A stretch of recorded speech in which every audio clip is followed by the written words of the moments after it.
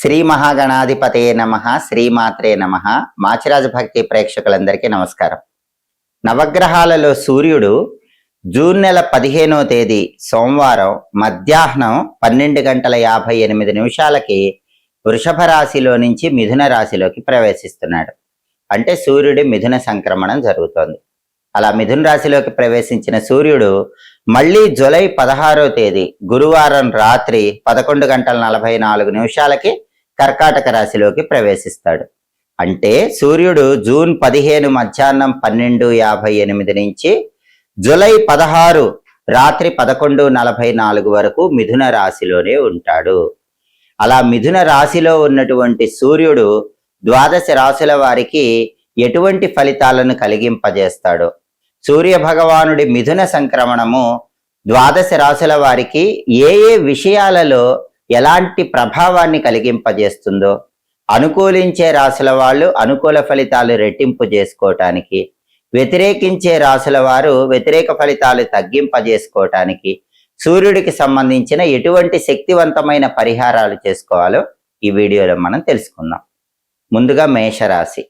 మేషరాశి వాళ్ళకి సూర్యుడి మిథున సంక్రమణం వల్ల ఏర్పడే ఫలితాలు పరిశీలించినట్లయితే జూన్ 15 మధ్యాహ్నం 12:58 సూర్యుడు మిథున రాశిలోకి ప్రవేశించగానే మేషరాశి నుంచి చూసుకున్నప్పుడు మేషం, వృషభం, మిథునం సూర్యుడి సంచారంలో మార్పు జరిగిన మిథున రాశి 3వ రాశి అవుతుంది. అంటే మేషరాశి వాళ్ళకి సూర్యుడు 3వ స్థానంలోకి, తృతీయ స్థానంలోకి ప్రవేశిస్తున్నాడు.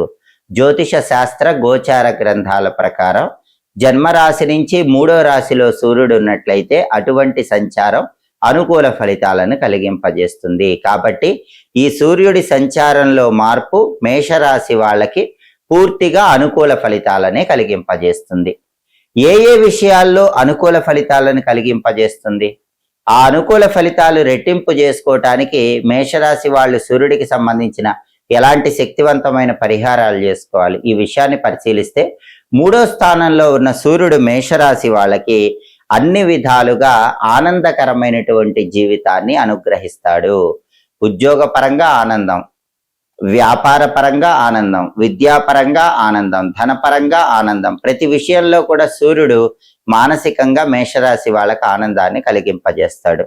అలాగే ప్రతి పనిలో కూడా ఉల్లాసం ఉంటుంది, ఉత్సాహం ఉంటుంది, శారీరక సుఖం కూడా లభిస్తుంది. అంటే ఇంతకు ముందు మేషరాశి వాళ్ళకి ఏవైనా అనారోగ్య సమస్యలు ఉంటే అవన్నీ క్రమంగా తగ్గుముఖం పడతాయి. ఆరోగ్యపరంగా విశేషమైన ప్రయోజనం చేకూరుతుంది. అలాగే ఏదైనా ఒక పని ఈ సమయంలో మేషరాశి వాళ్ళు ప్రారంభిస్తే ఆ పనిలో ఎలాంటి విఘ్నాలు, ఆటంకాలు ఉండవు. అనుకున్న పనులన్నీ కూడా దిగ్విజయంగా పూర్తి చేయగలుగుతారు. అలాగే దీర్ఘకాలిక అనారోగ్య సమస్యలతో బాధపడే మేషరాశి వాళ్ళకి అనారోగ్య సమస్యల నుంచి చక్కటి ఉపశమనం లభిస్తుంది. ఆరోగ్యం బలపడుతుంది. ప్రతి విషయంలో, ప్రతి వ్యవహారంలో సంతృప్తికరమైనటువంటి జీవితాన్ని మేషరాశి వాళ్ళు గడపగలుగుతారు. అలాగే దాంపత్య జీవితంలో ఇంతకుముందు విభేదాభిప్రాయాలు ఉన్నటువంటి మేషరాశి వాళ్ళు ఎవరికైనా సరే జీవిత భాగస్వామితో ఉన్న విభేదాభిప్రాయాలు తొలగిపోతాయి. జీవిత భాగస్వామి, లైఫ్ పార్ట్నర్ చాలా అనుకూలంగా మారిపోతుంది. అలాగే మేషరాశి పురుషులకైతే భార్యలు సహకరిస్తారు, మేషరాశి స్త్రీలకైతే భర్తలు సహకరిస్తారు. జీవిత భాగస్వామి పరిపూర్ణమైన సహాయ సహకారాల వల్ల మేషరాశి వాళ్ళు జీవితంలో మంచి ఉన్నత స్థాయికి ఎదగగలుగుతారు. అలాగే మేషరాశి వాళ్ళకి సూర్యుడు పంచమాధిపతి అవుతాడు. జ్యోతిష శాస్త్రంలో ఆధిపత్యానికి కూడా ప్రత్యేకమైన ప్రాధాన్యత ఉంది. మేషరాశి నుంచి చూసుకున్నప్పుడు మేషం, వృషభం, మిథునం, కర్కాటకం, సింహం, సూర్యుడు ఆధిపత్యం ఉన్న సింహరాశి 5వ రాశి అవుతుంది. అందుకే మేషరాశి వాళ్ళకి సూర్యుడు పంచమ స్థానాధిపతి అవుతాడు. పంచమ స్థానం అంటే అది సంతాన స్థానం. పంచమాధిపతి అయిన సూర్యుడు 3వ స్థానంలో ఉండి మేషరాశి వాళ్ళకి యోగిస్తున్నాడు. కాబట్టి మేషరాశి వాళ్ళ పిల్లలు జీవితంలో ఉన్నత స్థాయికి ఎదగగలుగుతారు.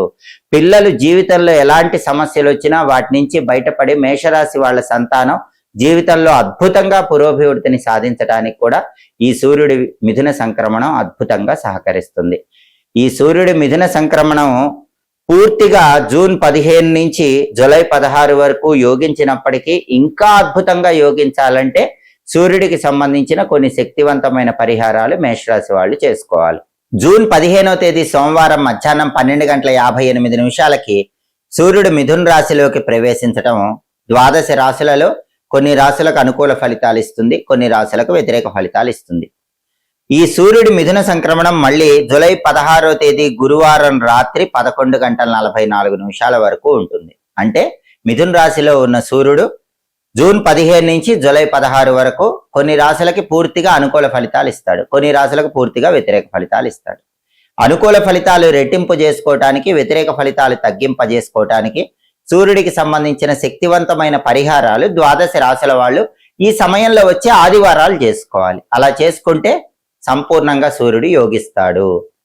ప్రధానంగా ఈ సమయంలో వచ్చే ఆదివారాలు స్నానం చేసే సమయంలో కొన్ని ఎరుపు రంగు పుష్పాలు నీళ్లలో కలుపుకొని ఆ నీళ్లతో స్నానం చేయండి. స్నానం చేసిన తర్వాత తూర్పు వైపు తిరిగి సూర్యుడికి అర్ఘ్యం వదిలిపెట్టండి. అర్ఘ్యం ఎలా వదిలిపెట్టాలి? ఒక రాగి పాత్రలో నీళ్లు తీసుకొని ఆ నీళ్లలో ఎర్ర పుష్పాలు, కుంకుమ కలిపిన అక్షింతలు వేయాలి. వీలైతే ఎర్రచందనం అని ఉంటుంది, ఆ ఎర్రచందనం పొడి కొద్దిగా వేయండి. ఎర్రచందనం పొడి మీకు దొరక్కపోయినా అక్షింతల్లో కొద్దిగా కుంకుమ కలిపి ఆ కుంకుమ కలిపిన అక్షింతలు నీళ్లలో వేయండి. ఎర్రపూలు కూడా నీళ్లలో వేయండి. ఆ రాగి చెంబులో ఉన్న నీళ్లు తూర్పు దిక్కు వైపు తిరిగి మొక్కలో పోస్తూ ఓం ఘృణి సూర్య ఆదిత్యోం అని 12 సార్లు చెప్పండి. ఓం ఘృణి సూర్య ఆదిత్యోం. ఇది 12 సార్లు చెప్తూ మొక్కలో ఆ నీళ్లు పోసినట్లయితే ఇది సూర్యుడికి ఇష్టమైన అర్ఘ్యం అవుతుంది. దీనివల్ల సూర్యుడి మిథున సంక్రమణం సంపూర్ణంగా 12 రాశుల వాళ్ళకి యోగిస్తుంది. అలాగే ఈ సమయంలో వచ్చే ఆదివారాలు స్నానం చేశాక మీ ఇంట్లో హాల్లో తూర్పు దిక్కులో ఒక దీపం పెట్టండి. దీన్నే ద్వాదశ ఆదిత్య దీపము అనే పేరుతో పిలుస్తారు. ఈ దీపం ఎలా పెట్టాలి? మీ ఇంట్లో హాల్లో తూర్పు దిక్కులో జూన్ 15 నుంచి జూలై 16 మధ్యలో వచ్చే ఆదివారాలు ఎప్పుడైనా సరే స్నానం చేశాక ఒక పీట పెట్టండి. ఆ పీటకు పసుపు రాసి కుంకుమ బొట్లు పెట్టండి. ఆ పీట మీద బియ్యం పిండితో ముగ్గు వేయండి. అక్కడ ఒక మట్టి ప్రమిదలో ఇంకొక మట్టి ప్రమిద ఆ పీట మీద ఉంచి నువ్వుల నూనె పోసి 12 ఎర్ర ఒత్తులు తీసుకొని ఆ 12 ఎర్ర ఒత్తులు కలిపి ఒకే ఒత్తిగా చేసి ఆ ఒత్తి తూర్పు వైపు వెలిగేలా దీపం పెట్టండి. దీన్ని ద్వాదశ ఆదిత్య దీపం అంటారు. ఇలా పీట పెట్టుకోవటం, పీట మీద ముగ్గులు వేయటం అలా చేయలేకపోయినా పర్వాలేదు. మామూలుగా ఒక మట్టి ప్రమిదలో ఇంకో మట్టి ప్రమిద ఉంచి నువ్వుల నూనె పోసి 12 ఎర్ర ఒత్తులు కలిపి ఒక ఒత్తిగా చేసి ఆ ఒత్తి తూర్పు వైపు వెలిగేలాగా హాల్లో దీపం పెట్టండి. ఒకవేళ ఎర్ర ఒత్తులు దొరక్కపోతే ఏం చేయాలి? ఒత్తులకి పూర్తిగా తడి కుంకుమ రాయాలి. అప్పుడు అవి ఎర్ర ఒత్తులు అవుతాయి. 12 ఎర్ర ఒత్తులు కలిపి ఒక ఒత్తిగా చేసి ఆ ఒత్తి తూర్పు దిక్కు వైపు వెలిగేలా దీపం పెడితే దీన్ని ద్వాదశ ఆదిత్య దీపం అంటారు. దీనివల్ల కూడా సూర్యుడి మిథున సంక్రమణం 12 రాశుల వాళ్ళకి అద్భుతంగా యోగిస్తుంది. అలాగే ఈ సమయంలో వచ్చే ఆదివారాలు అంటే జూన్ 15 నుంచి జూలై 16 మధ్యలో వచ్చే ఆదివారాలు రవిహోరలో గోధుమలు దానం ఇచ్చుకోండి. రవిహోర అంటే ఆదివారం ఉదయం 6 నుంచి 7 మధ్యలో కానీ, మధ్యాహ్నం 1 నుంచి 2 మధ్యలో కానీ, రాత్రి 8 నుంచి 9 మధ్యలో కానీ రవిహోర ఉంటుంది. ఆ రవిహోర ఉన్న సమయంలో కేజీంబావు గోధుమలు ఎర్ర వస్త్రంలో మూటగట్టి ఎక్కడైనా టెంపుల్లో పంతులు గారికి దానం ఇచ్చుకోండి. దానం ఎవరు తీసుకోకపోతే ఏం చేయాలి? అటువంటప్పుడు గోధుమలు నానబెట్టి కొద్దిగా బెల్లంతో పాటు కలిపి ఈ రవిహోర ఉన్న సమయంలో ఆవుకు పెట్టండి. ఆవుకు పెట్టడం కూడా వీలు కాకపోతే ఏం చేయాలి?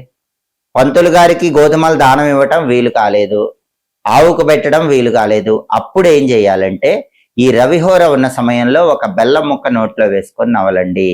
అది సూర్యుడికి ఇష్టమైంది కాబట్టి ఆదివారం పూట రవిహోరలో సూర్యుడికి ఇష్టమైన బెల్లం ముక్క నవిలినా కూడా సూర్యుడి బలం పెరుగుతుంది. అలాగే ఆదివారం ఉపవాసం ఉంటే మంచిది. సాధ్యమైనంత వరకు ఆదివారం మాంసాహారం తీసుకోకూడదు. ఎవరైనా మాంసాహారం తినేవాళ్ళున్నా ఆదివారం మాత్రం ఎట్టి పరిస్థితుల్లో తినకూడదని ఆదిత్య హృదయంలో కూడా చెప్పారు. మాంసాహారం విడిచిపెట్టండి. అలాగే శాకాహారం అయినా సరే వీలైతే ఆదివారం ఉపవాసం ఉండండి. ఆదివారం ఉపవాసం ఉండి రాత్రికి గోధుమ రవ్వతో చేసిన పదార్థాలు తినండి. గోధుమ రవ్వ ఉప్మా లాంటివి తినండి. అది సూర్యుడికి ఇష్టమైన ఉపవాసం అవుతుంది. దానివల్ల కూడా సూర్యుడి మిథున సంక్రమణం సంపూర్ణంగా అనుకూల ఫలితాలు ఇస్తుంది.